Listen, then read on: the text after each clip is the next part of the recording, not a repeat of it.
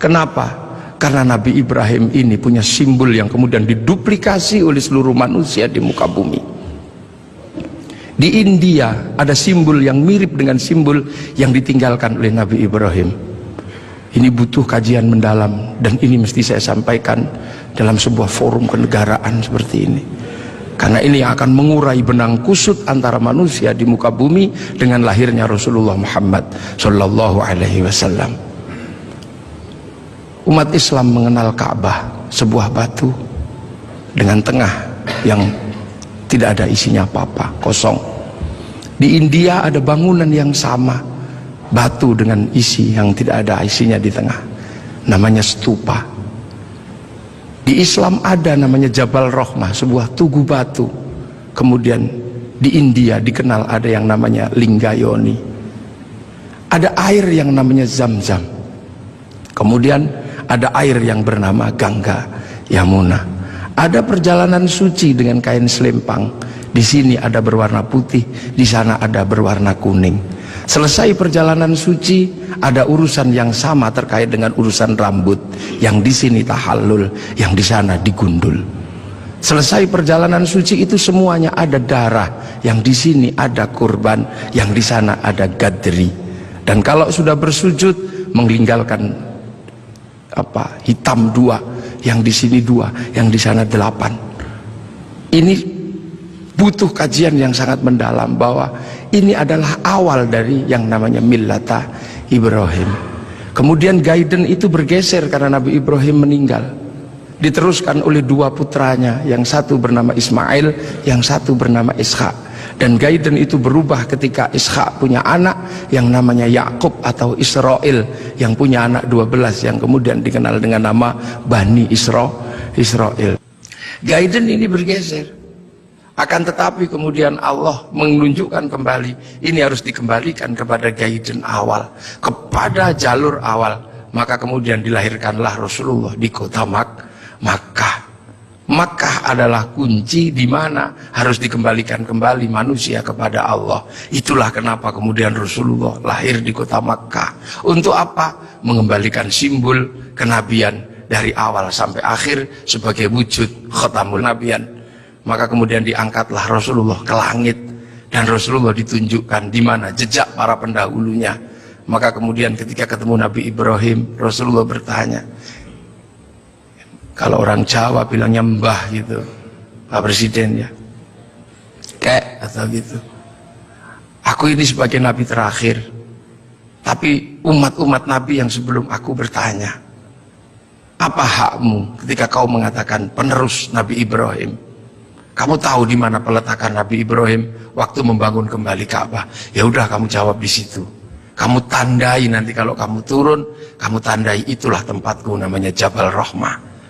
Nah, kalau pertanyaannya tentang Mbah Mail, kakek Ismail di sebelah mana? Kakekmu Ismail di sebelah situ, kamu kasih tanda. Itulah yang disebut Khijir Ismail. Lah kalau nenekku Hajar di sebelah mana? Nenekmu Hajar cari airnya di sebelah situ. Itu yang satu namanya Sofa, yang satu Marwah. Lah penjenengan melempari setan itu di sebelah mana? Sebelah situ. Nanti kamu kalau turun kamu kasih tanda biar tidak dilupakan manusia. Itu itu Jamarat Ula, yang itu Wusta, dan yang itu Aqobah. Nah sekarang kalau gitu yang dulu punya Ka'bah ini siapa? Itu kakekmu Adam. Mumpung orangnya masih di situ, kamu tanyalah, Bah, apa itu apa? Ka'bah itu dulu aku khawatir, aku turun ke sini takut kehilangan jejakku. Ku kasih tanda dan disebut inna awwala baiti wudi'a lin-nasi lalladzi bi Bakkata mubarakah. Nah kalau Jabal Rahmah itu apa? Kayak kalau bahasa kita, waduh kalau itu saya tunggu I love you ku sama nenekmu Hawa.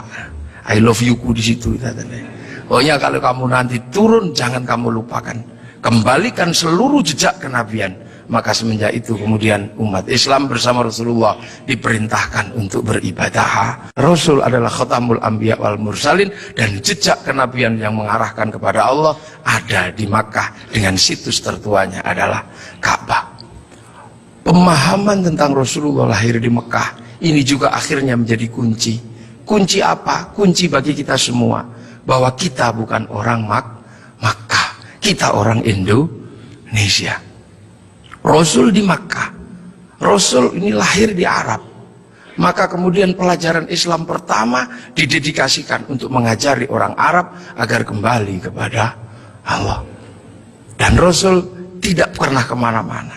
Rasul mengajarkan Islam hanya sampai di kota Madinah. Setelah itu dalam waktu 22 tahun Rasulullah meninggal. Nah, memahami Rasul yang lahir di Mekah adalah menjadi tonggak.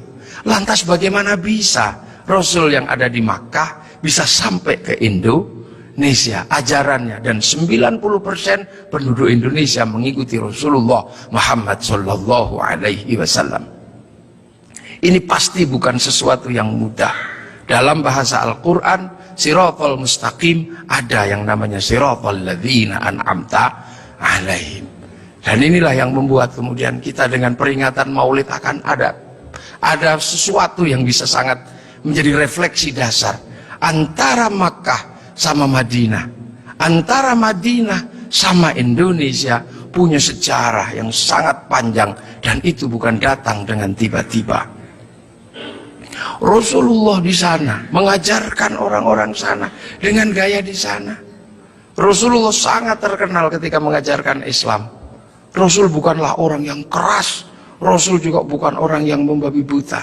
Rasul dijelaskan, anitum harisun alaikum bil mu'minina raufur rahim. Rasul begitu berharap bagaimana umat ini kembali kepada Allah. Maka Rasul punya sistem pembelajaran kepada umatnya dengan cara yang berbeda-beda, dengan cara yang sederhana. Ada yang pinter kelasnya Sayyidina Ali, diajarkan dengan cara standar orang pinter. Ya Ali, kamu sholat Ali. Iya ya Rasul. Yang khusyuk, ya. Nanti kalau kamu khusyuk, kamu akan saya kasih serbanku yang hijau atau yang merah, terserah kamu pilih yang mana. Sayyidina Ali sholat, selesai sholat langsung menyatakan yang hijau ya Rasulullah. Pasti kamu gak khusyuk karena kamu menginginkan yang hijau. Ulangi lagi, dan begitu seterusnya sampai akhirnya Sayyidina Ali ketika sholat dipanah kakinya tidak kerasa. Setelah itu Rasulullah mengimami sholat orang-orang dengan kelas-kelas kayak Sayyidina Ali. Tapi bagi kelas yang kedua menjadi masalah. Kelas pertama ketika Rasulullah sholat, di belakangnya langsung sama-sama mengikuti Rasulullah dhahiran wa batinan, dengan badan dan dengan hati. Tapi yang belakang bermasalah karena mereka punya kebiasaan ratusan tahun bahkan ribuan tahun menyembah berhala. Ada wujudnya dan ada namanya serta bentuknya beda-beda. Maka Rasul ditanya, bagaimana ya Rasul yang belakang tidak bisa? Maka Rasul minta sama Allah, ya Allah yang depan bisa, yang belakang tidak bisa. Ya sudah, akhirnya diajari sama Allah. Allah cukup mengajarkan, u'budullaha ka'annaka tarahu fa illam takun tarahu fa innahu yaraka. Beribadahlah engkau kepada Allah seolah-olah engkau lihat Allah. Tapi kalau kau nggak lihat Allah, yakin Allah lihat engkau. Maka kemudian para sahabat yang di belakang, yang tidak sekelas Sayyidina Ali ketika sholat cuma Allahu Akbar, matanya tidak boleh terpejam. Karena apa? Harus mencari Allah. Ka'annaka tarahu, seperti engkau melihat Allah. Maka dilihat kemana. Akhirnya tidak terlalu susah yang di belakang. Tapi ketika engkau lihat kemanapun Allah kamu gak lihat, kamu cukup yakin bahwa kamu sedang dilihat oleh Allah.